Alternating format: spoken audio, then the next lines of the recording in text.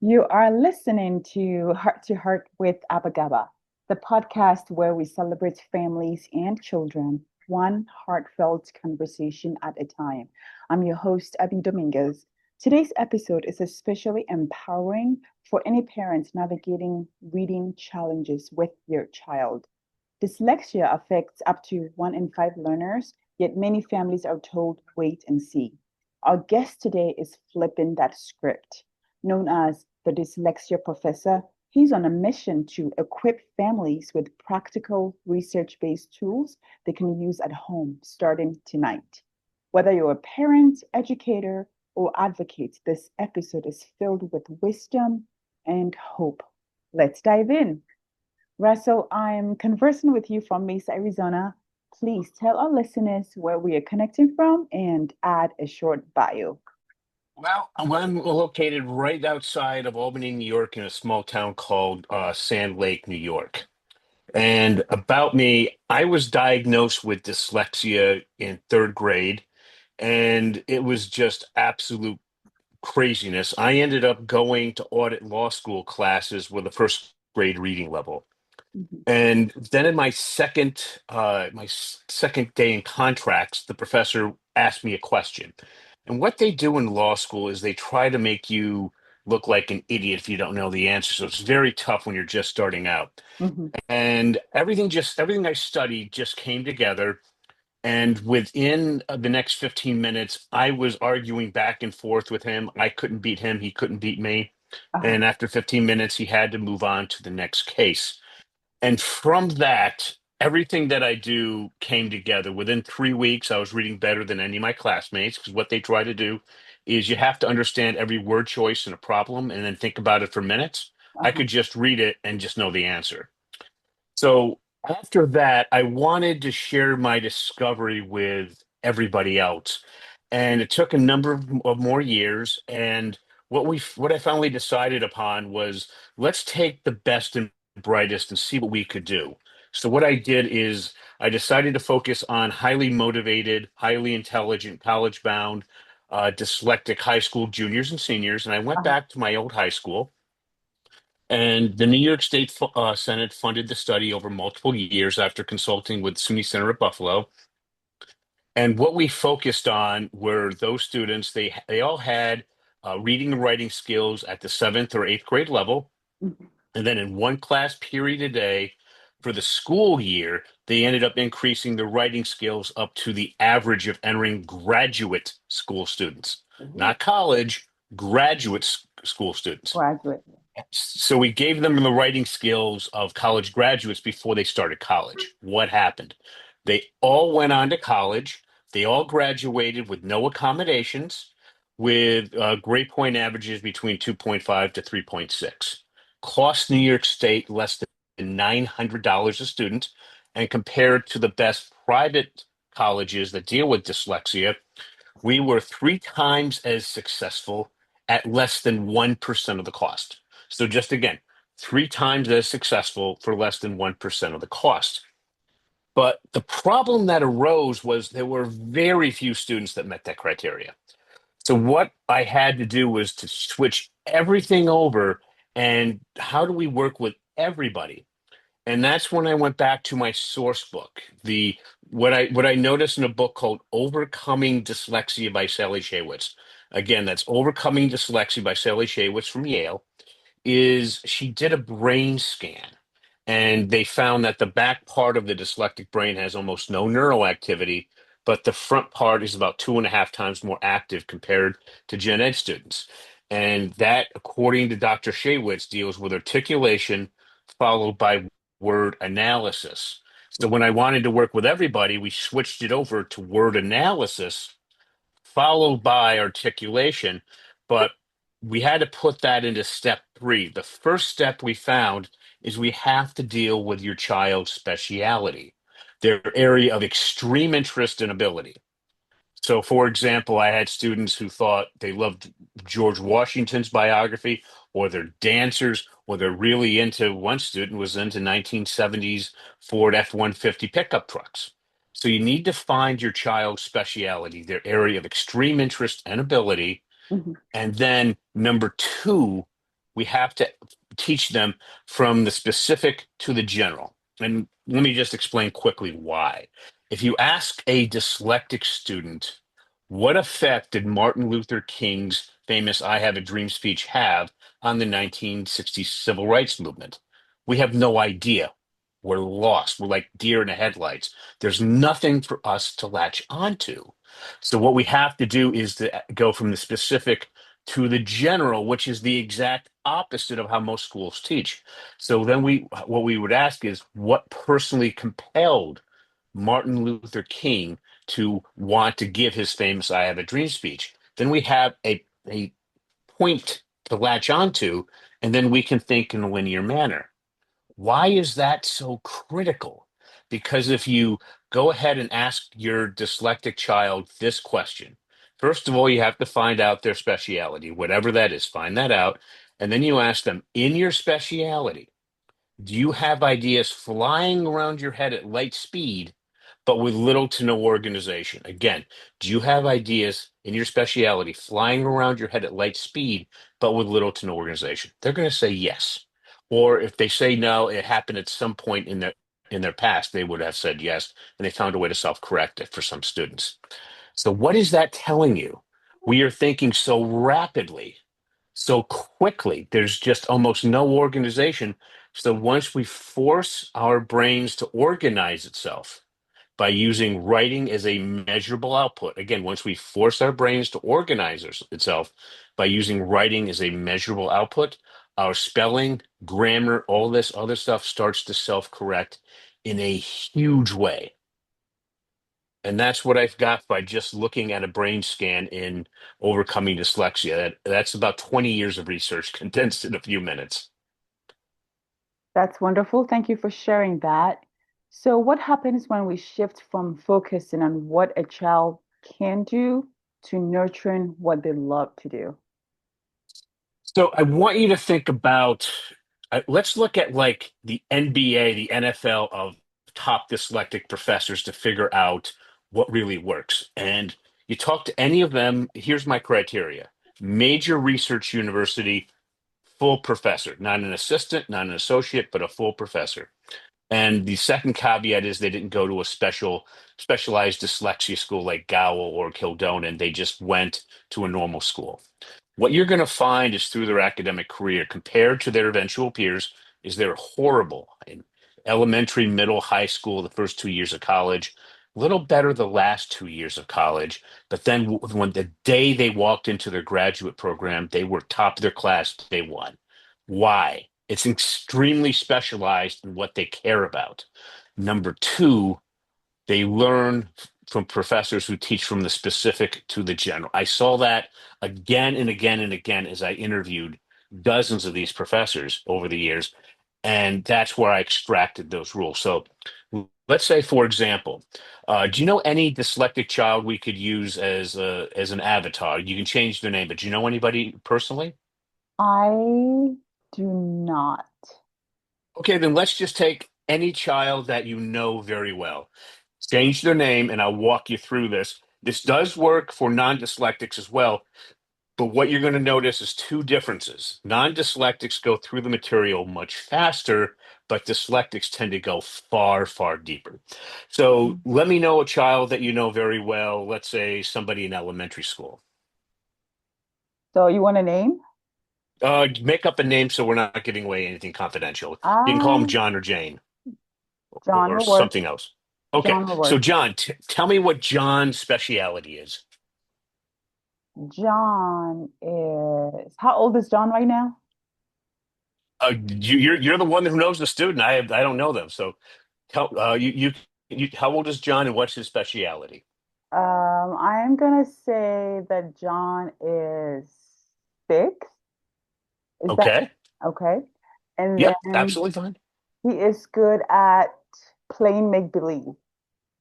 Okay, so he loves playing make believe, but in make believe into what?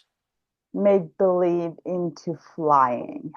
Okay, so Flying he's airplane, flying objects. so he might want to be a pilot someday or something like that, or he's interested in just how airplanes fly. Okay. Mm. So what we're going to do with John is the first thing we're going to ask him is I asked him the question, when you think about flying, do you have ideas flying around your head at light speed but with little to no organization? If he says no at 6, most likely he's not dyslexic. All right, but how, if he says yes, then he is. So how do we go about teaching dyslexics that are age 6? So typically what happens when I present at major dyslexia conferences, and I'm just going to tell you, I'm stealing this line from a special ed teacher. She said she dealt with early elementary school students and that they're essentially writing apparently randomly placed misspelled words. And she wants to know, how can we get just to write the most basic sentences with correct spelling and grammar. And this also applies to John. He's just going to move a lot faster through the process. Does Hmm. that make sense? Yeah, it does. Okay. So what we do is the first thing we do is number one, we have the child type on a real keyboard, not an iPad, not an iPhone. It just won't work. A real keyboard, normally it's a laptop or desktop, but most parents use laptops. Hmm. So what we're going to do is have the child, you first, we're going to use the default writing strategy of copying from Professor John James Collins. His book was Strategies for Struggling Writers from SUNY Center at Buffalo. We're going to have you type out the following: hero, plus sign, what are we talking about? And then you're going to have John go ahead and type that out. Here's the rules, and this is very important.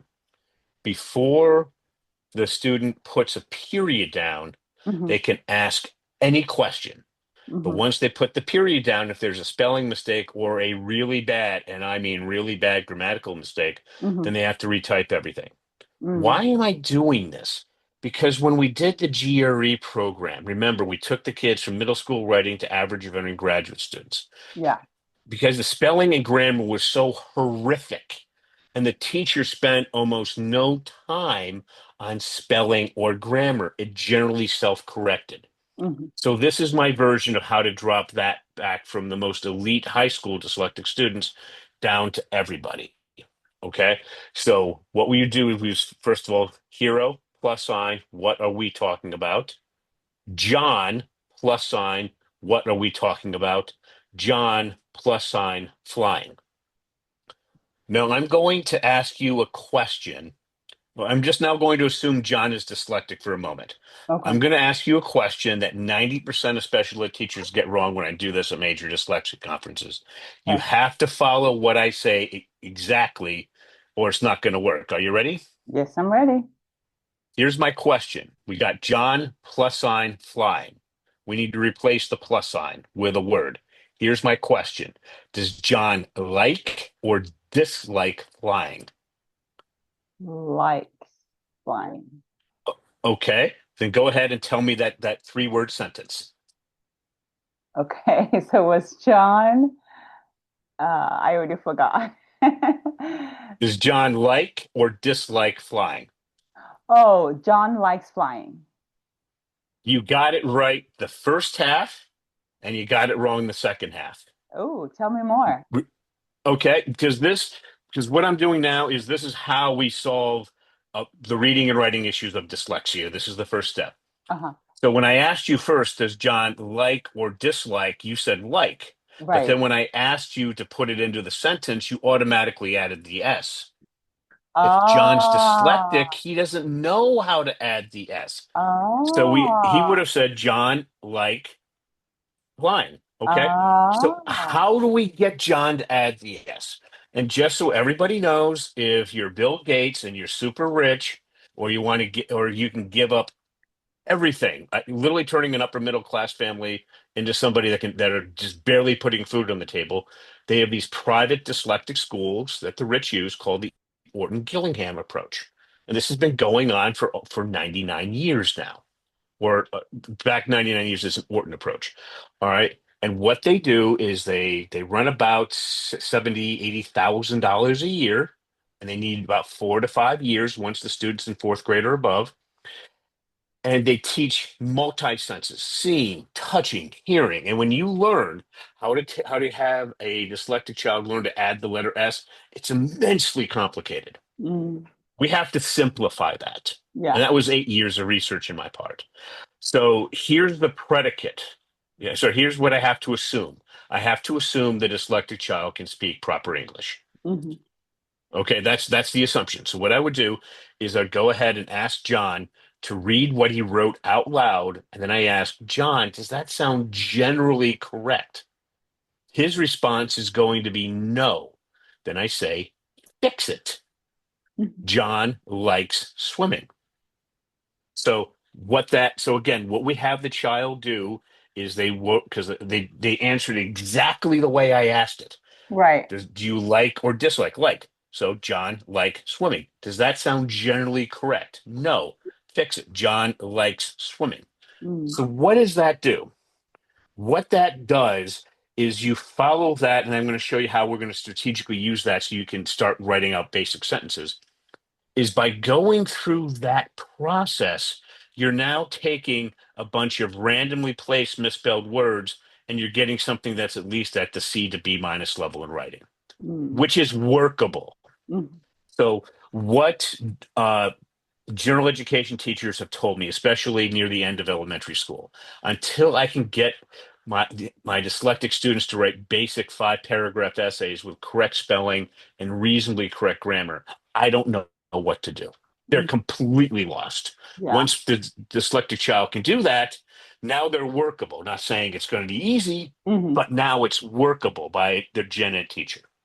Yeah. So how do we, here's the other thing that will drive parents nuts, but you need to understand this is what's going on is where with me when I did my GRE, I was under the test of Dr. Halichka. She was a SUNY distinguished professor in psychology, the best the State University of New York had, under 20 hours of testing.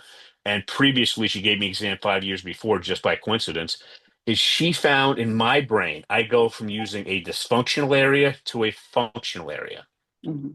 Okay, so we're doing things that are kind of outside the norm, and I won't go in and bore you with the neuroscience, but what you need to understand is the repetition that you need to do to get anything to lock in with a dyslexic student is enormous. So Right. we really simplified the approach, but Hmm. then it's a lot of repetition. And if you stay within the child's speciality, you'll find that they'll generally do the work. You step outside of it, it's World War III. Full meltdowns. I don't want to do this. It gets crazy. You Hmm. stay in that speciality, now they're willing to do the work. Oh, Make sense? it does make sense. Yes. Okay, so what we do is we have to practice this at least 20 times.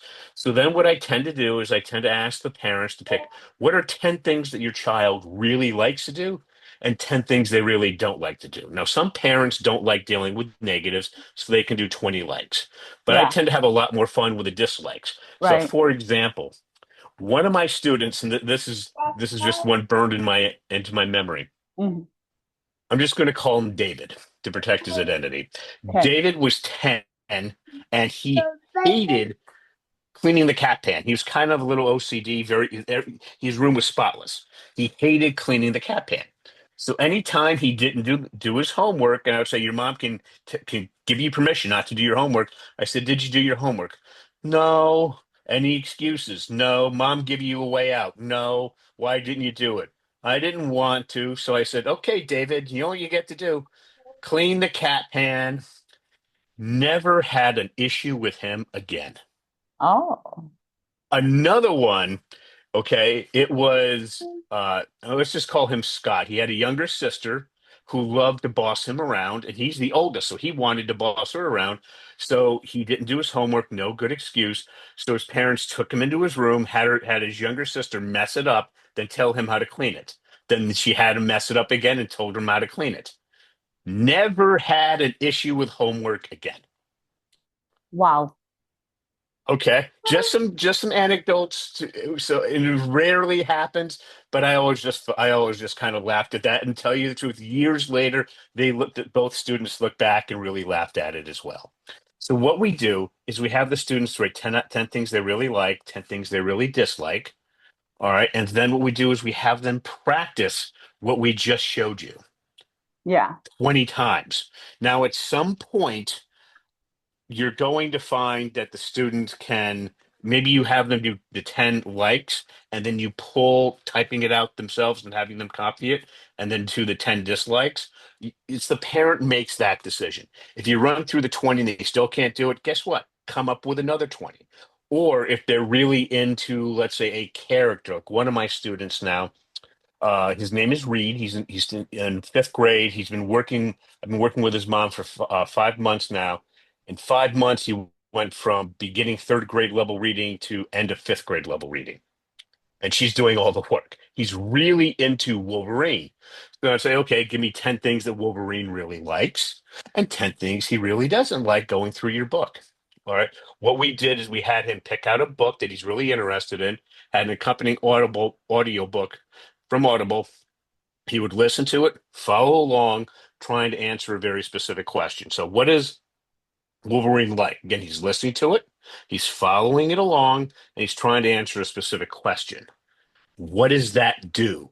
That takes the chaos in their brain and it drops it about 70-80%. Makes learning to read so much easier. So we have, you go and find another list of 10 or 20 things they like or dislike. The key thing is once you decide to go over to have the child do it where you're not copying it anymore and they're typing it out, what you're going to find with most of these dyslexic kids is they're period droppers. They drop the period and then you go, did you have a spelling or grammar mistake? And you show them where it was. And they go, oh, now I have to retype the entire sentence. And what you're going to find is at some point, as they're going through that, they're going to start getting annoyed with themselves. As they're getting annoyed with themselves, they're going to hyper focus. I'm not going to make that mistake. I'm not going to make that mistake. And what do? They keep making that mistake.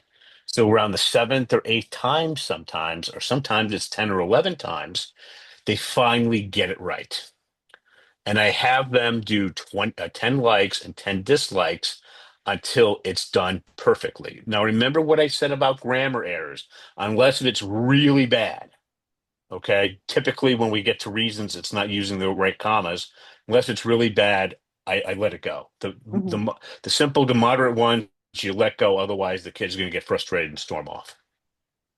Right. Now you got John likes airplanes, and now he can do a basic 3-word sentence. Are you ready for the next step? Yes, I am. Okay. What we then do is we say because. Now remember, why am I doing this? Like and dislike is a form of word analysis, followed by articulation. We're doing the exact opposite of what Yale recommends. That's where I'm saying Shelley Shaywitz, that was her mistake. It's word analysis followed by articulation. Anything after the word because is articulation. Very simple form of it. So then we have him write out reason one. You start off by typing it out yourself, and then you have him copy it. All right. And him or her, and then you keep doing that until they can get it right. All right. If they make the mistake, I have them remember we have them keep retyping it until they get it correct. When they can do 20 reason ones, John likes flying because it's fun. Then we add a second reason one and reason two. I say we have two reasons and we're going to glue them together with a glue word and. John likes flying because it's fun and he likes the space. All right. I'm sorry, John likes flying because it's fun and he likes the sky. Then we add the third reason, and then this is where I get the bane of my existence, the Oxford comma. You Mhm. need to ask the parents, is John going to be a 1 comma kid or a 2 comma kid?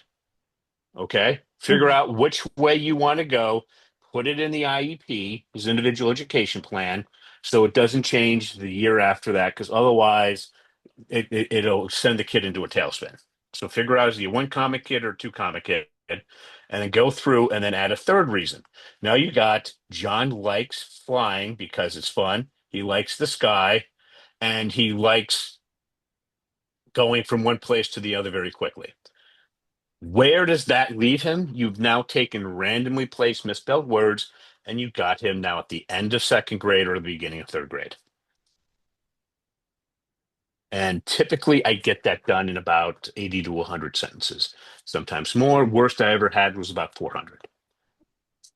Wow. Make sense so far? It does. It does make Okay, sense. but now parents come to me and they say, my kid isn't reading.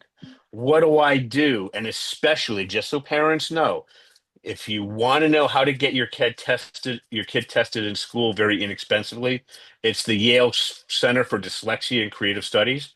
Or just type in Google Yale and dyslexia and you'll see it.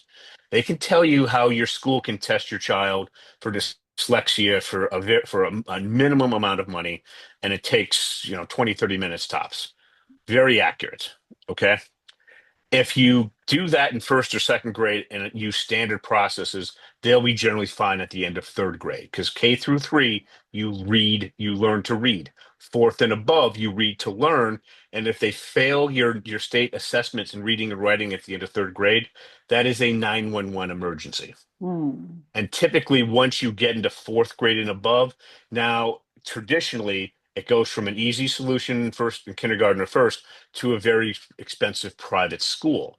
And I'm just going to use the Windward School in Manhattan as an example. They have a 98% success rate of sending their dyslexic students back to their home school. 98% takes 4 to 5 years at about 75,000 a year, and that does not include living expenses. All right, so I'm going to show you a much more economical and enjoyable way of doing that. Are you ready? Yep, I am. Okay, so now we're moving beyond the basic sentences. So what we're going to do is we're going to now focus on how can we develop this child's vocabulary to literally hundreds of evolved words. All right, starting off with dozens of evolved words. What we do is we have them write my version of a simple sentence. We have a hero, a universal theme, and an optimum villain. So, and to be honest with you, I don't tend to start this for really smart and motivated kids. You can look at doing this in third grade. I tend to like to do it somewhat in fourth grade, but mainly fifth and above, you're fine. All right, but you want them to do those basic sentences first so they can write out Sarah likes swimming because reason one, two, and three with correct spelling and grammar. You want to do that first before you approach this. Otherwise, it's too evolved.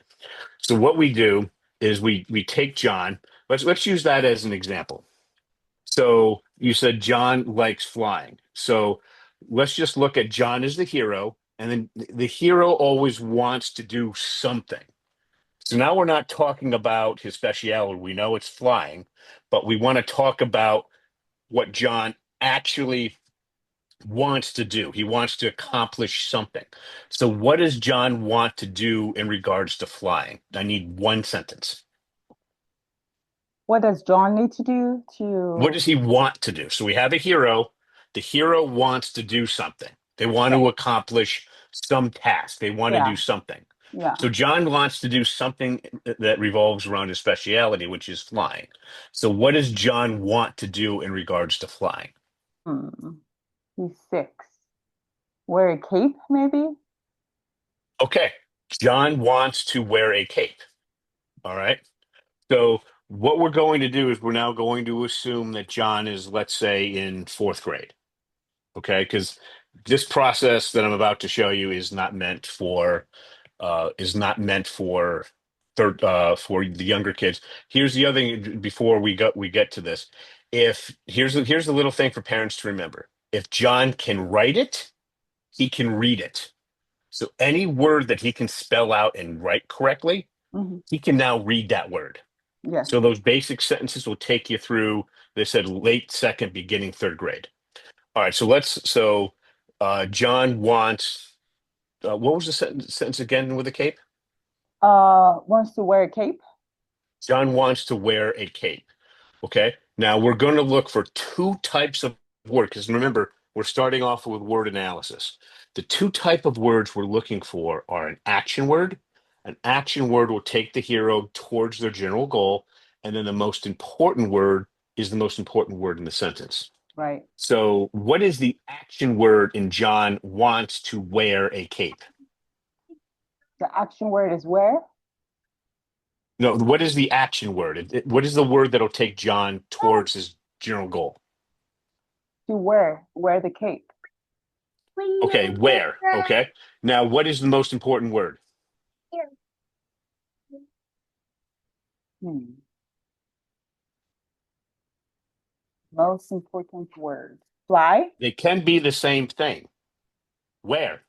Where? Yeah. Okay. So in this case, they're both. So normally they're different, sometimes they're the same. If they're different, then you have to decide which way you want to go. So then we look at is where is our base universal theme? So I would have, and this is why you have to be in the child's speciality or it doesn't work. So you tell the child you're going to type out the word where, then we go to Merriam-Webster's online dictionary. The child picks out the definition that they like the best. They type out the word, they type out the definition. Dictionary.com is banned because it's too simplistic. So they type out the word where, they type out the definition. Now, I don't know how many times they have to type out that word until they master that word and the definition. Sometimes it's a couple, sometimes it's 15 or 20.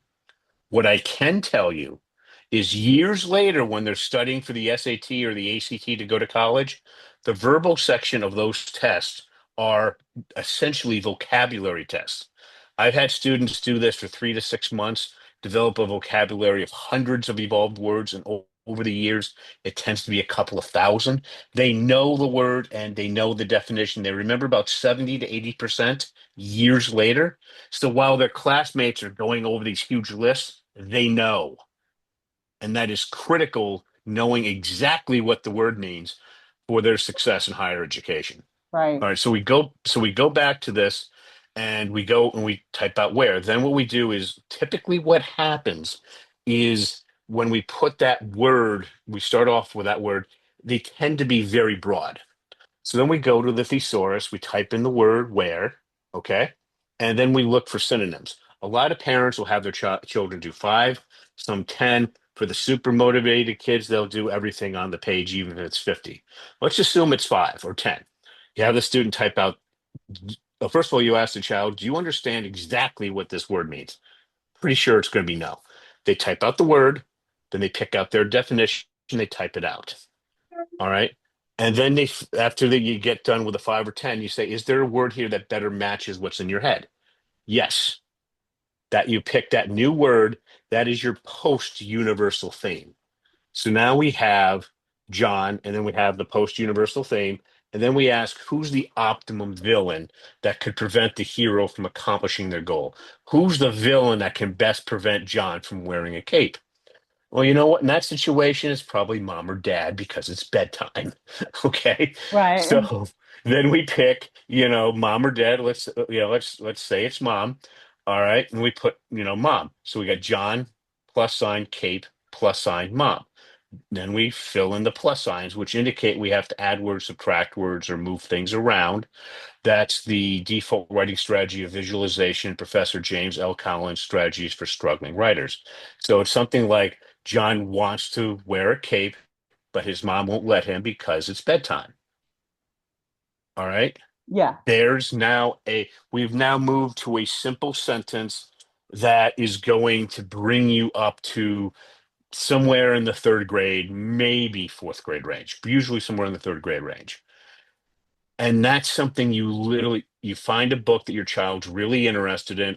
For most students that are that young, you're probably looking at Harry Potter. You want a book that they're going to grow maybe a year ahead of where they're supposed to be. Hmm. All right. So what happens is you start off with maybe give me 10 things that Harry really likes, 10 things he really doesn't like.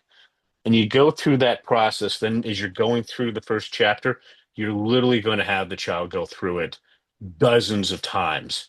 And then once they've done all the writing, then you go through and go through again. If there's any word you don't understand exactly, circle it. Hmm. Type out the word, type out the definition for everything in the first chapter until they can read the Right. chapter. After about the fourth or fifth chapter in a book, they're generally reading the book around the grade level. Right. Okay. And that is something that you parents can do at home with their children to get started. And I might have a parent say, "Oh, but my child's in high school. This won't work." Well, my most popular book is Walt Disney, The Triumph of the American Imagination. That's about 1,000 pages. In that book, kids are interested because they love going to Disney World. And they're like, what's the Disney magic? Well, it's two universal themes with 90% of it on one universal theme. What's the universal theme? And I can tell you that parents with master's degrees find that very difficult. Normally, I have to actually tell them as their child has figured it out. But if you can read that book well, Mhm. I find that's enough to get kids through high school and most of college. And there's more advanced things after that, but that generally solves things.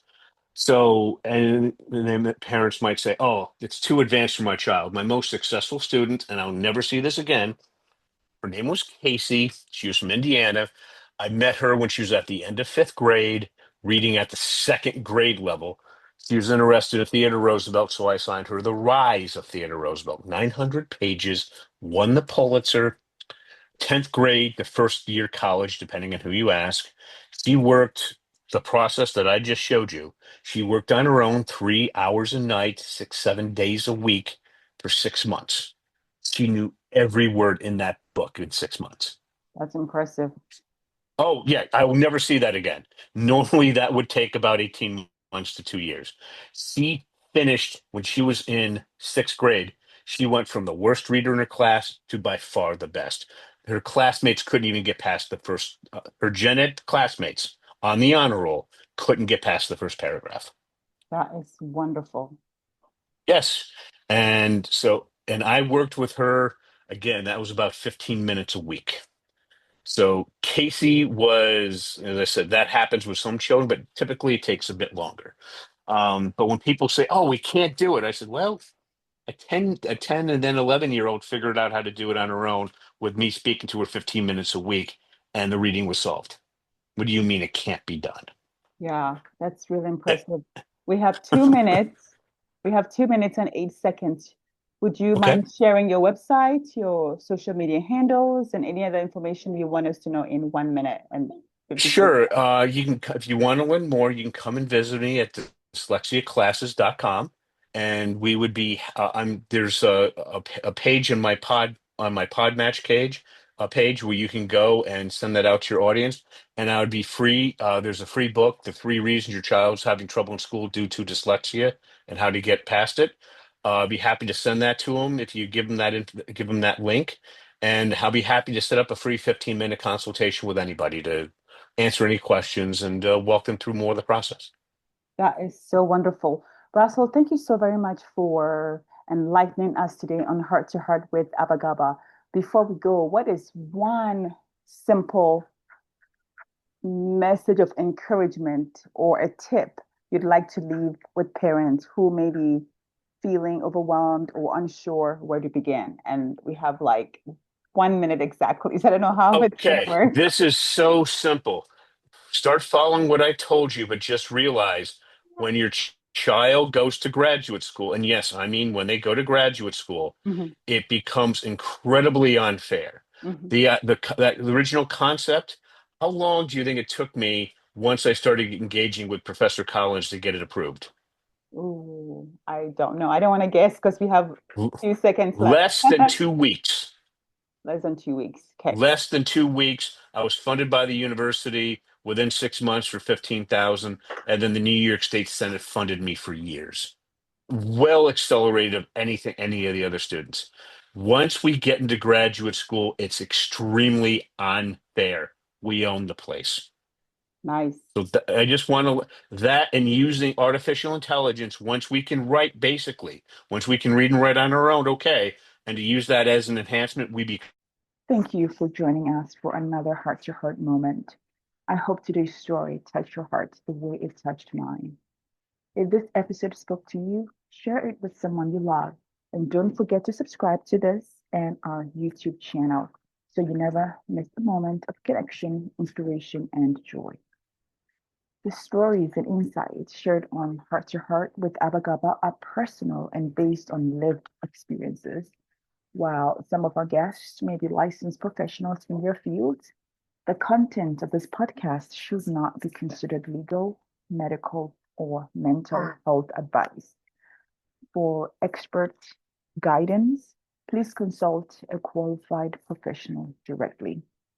Until next time, take care of your heart, take care of each other, and keep celebrating the love that makes us family. Celebrate!